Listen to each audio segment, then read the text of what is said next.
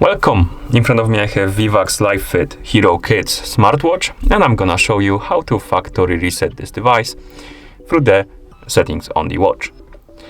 Before we start, a quick disclaimer: if you want to factory reset your watch, make sure that the battery level on your watch is at least above 30%.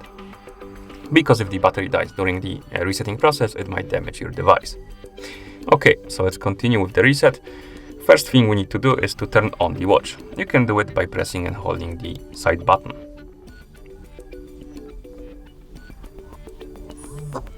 Once you see the logo on the screen, you can release the button and wait until the watch is done booting.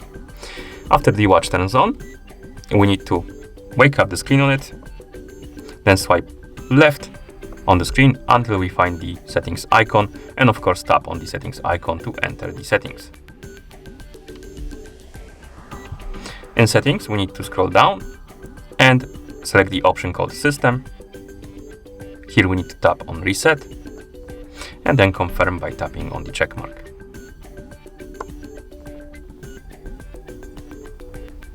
Now let's wait.